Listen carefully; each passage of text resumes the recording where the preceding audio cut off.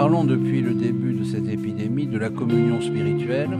Déjà dimanche dernier, comme il semblerait que le fait de donner la communion dans la bouche soit un vecteur possible de transmission du virus, à cause de la salive et aussi à cause de la laine, parce qu'il paraît que la laine est chargée de virus, la conférence des évêques de France donc, a demandé que l'on donne plutôt la communion sur la main que dans la bouche, ou en tout cas de le faire avec précaution. Alors j'ai invité dans le diocèse à la communion spirituelle. Alors beaucoup de gens ne savent pas ce qu'est la communion spirituelle. Il s'agit, à défaut de pouvoir communier sacramentellement, de manifester au Seigneur notre désir ardent de le recevoir. Voilà. Alors, pour expliciter un petit peu les choses, j'ai composé un acte de communion spirituelle. On le récite au moment de la communion à chaque messe radiodiffusée, et on en trouve le texte sur le site du diocèse. Seigneur Jésus, je crois fermement que tu es présent dans le Saint-Sacrement de l'Eucharistie. Voilà, l'acte de communion spirituelle commence par un acte de foi très fort. Nous réaffirmons notre foi en la présence réelle. Le fait de demander aux gens de ne pas communier n'est pas lié à une baisse de la foi en la présence réelle. Bien évidemment, on entend à ce sujet toutes sortes de choses. Je lisais sur les réseaux sociaux lundi après-midi un prêtre qui disait « L'Eucharistie est un remède pour le corps et pour l'âme, on ne peut pas attraper le coronavirus en communion. » C'est irresponsable d'écrire des choses comme ça. La vertu de la présence réelle n'enlève pas le risque d'attraper une maladie à l'occasion de l'acte de la réception de la communion. Par les doigts du prêtre, par l'hostie elle-même. Vous savez qu'au Moyen-Âge, les papes avaient institué des goûteurs parce qu'on essayait parfois de les empoisonner avec les oblats de la messe.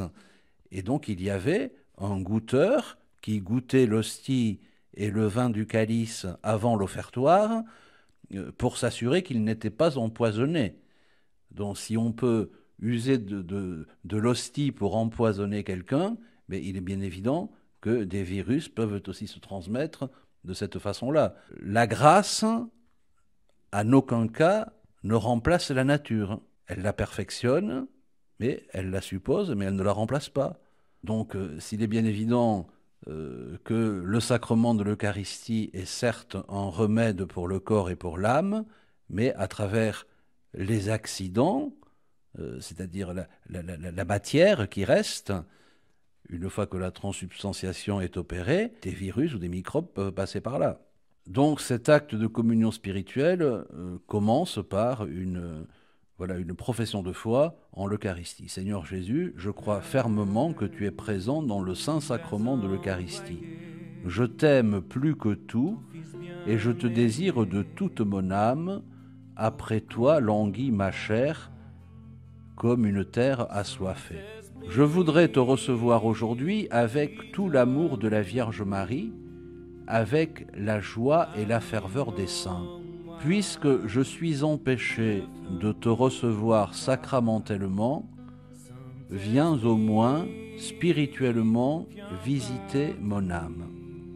En ce temps de carême, que ce jeûne eucharistique auquel je suis contraint me fasse communier à tes souffrances et surtout au sentiment d'abandon que tu as éprouvé sur la croix lorsque tu t'es écrié « Mon Dieu, pourquoi m'as-tu abandonné ?»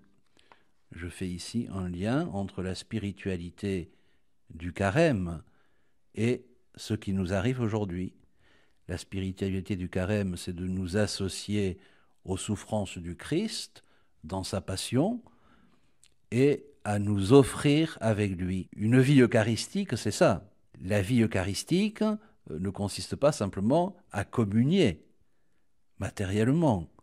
La vie eucharistique consiste à faire de notre vie une offrande avec la personne divine du Christ qui s'est immolé pour nous. Et au moment où il était crucifié, au moment de sa mort, le Christ a poussé ce cri « mon Dieu, pourquoi m'as-tu abandonné ?» Alors je comprends que les chrétiens privés d'Eucharistie peuvent avoir ce sentiment d'abandon. Eh bien, ce sentiment, je leur demande de le vivre et de l'offrir en union avec le Christ sur la croix. Que ce jeûne sacramentel me fasse communier au sentiment de ta très sainte mère et de Saint Joseph quand ils t'ont perdu au temple de Jérusalem, au sentiment de ta sainte mère lorsqu'elle te reçut sans vie au pied de la croix. Ce sont aussi des circonstances dans la vie de la Sainte Famille, lorsque Jésus a été perdu au temple à Jérusalem, et surtout lorsque Marie, au pied de la croix, a reçu le corps sans vie de son fils.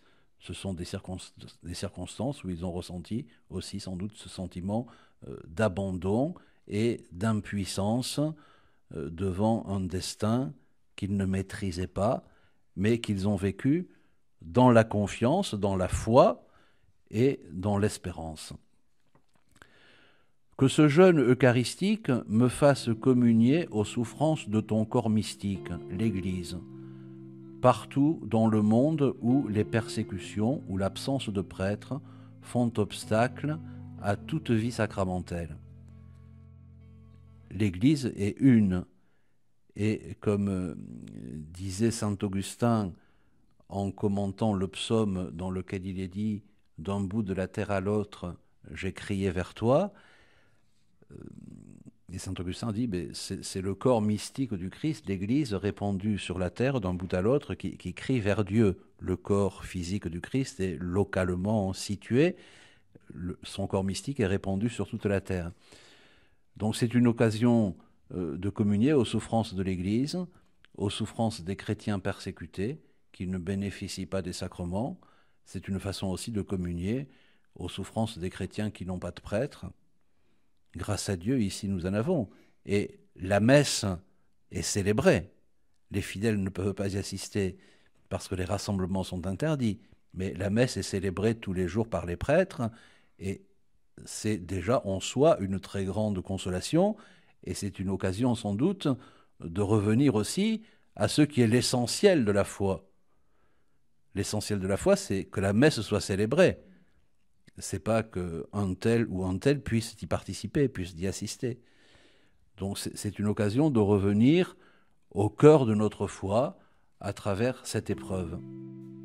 Que ce jeûne sacramentel me fasse comprendre que l'Eucharistie est un don surabondant de ton amour et pas un dû en vue de mon confort spirituel. Vous savez bien que la décision que j'ai prise, bien sûr, m'a attiré toutes sortes de réactions et de messages, et en particulier la réaction de quelqu'un, d'un bon chrétien, pourtant, je crois, qui dit « Les chrétiens ont le droit d'avoir les sacrements, les chrétiens ont le droit d'avoir des églises ouvertes et d'y entrer pour prier. » Eh bien non, ils n'ont pas de droit. Les sacrements ne sont pas un dû. Ils sont un don de la part de Dieu. Et s'il arrive que les circonstances nous en privent, c'est peut-être spirituellement l'occasion de mieux comprendre qu'ils sont un don gratuit de la grâce de Dieu et qu'ils ne sont pas un dû que nous pouvons réclamer ou revendiquer.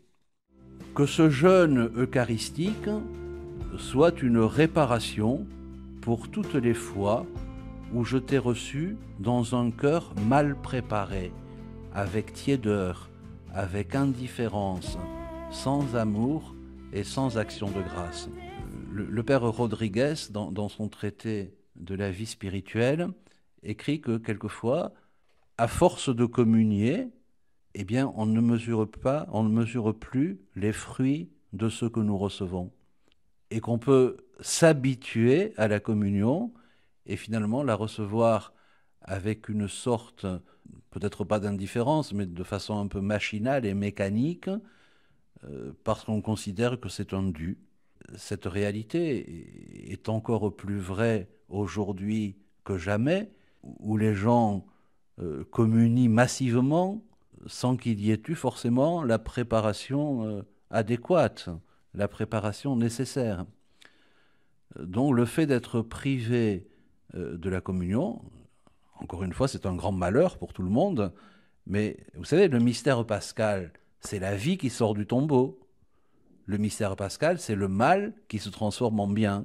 C'est la vie qui surgit de la mort. Alors c'est une grande épreuve, mais si cette épreuve nous fait mieux comprendre ce que c'est que de communier, et nous fait mieux comprendre combien nous en avons besoin, et combien c'est quelque chose de grand, et combien il faut s'y préparer, et combien il faut rendre grâce après avoir reçu la Sainte Communion, je pense que ce sera un bienfait spirituel pour tout le monde.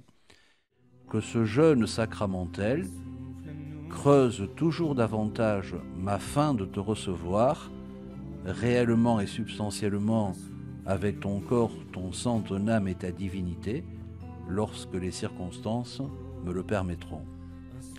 D'ici là, Seigneur Jésus, viens nous visiter spirituellement par ta grâce pour nous fortifier dans nos épreuves. Et je termine par les derniers mots de l'Apocalypse. Maranatha, viens Seigneur Jésus. Ces derniers mots de l'Apocalypse nous montrent que la vie chrétienne est une attente, une aspiration, et pas une satisfaction immédiate de nos désirs, même spirituels. La vie chrétienne est une attente de la parousie, une attente de la venue du Christ, et si les circonstances malheureuses que nous vivons nous permettent de creuser cette attente, d'en prendre conscience, d'intégrer cette dimension de notre vie spirituelle, je crois que ce sera un progrès pour toute notre Église. Merci beaucoup, Monseigneur Santaine, de nous avoir lus et commenté cet acte de communion spirituelle que vous avez rédigé justement pour vivre ces moments particuliers. Merci, Monseigneur. Merci.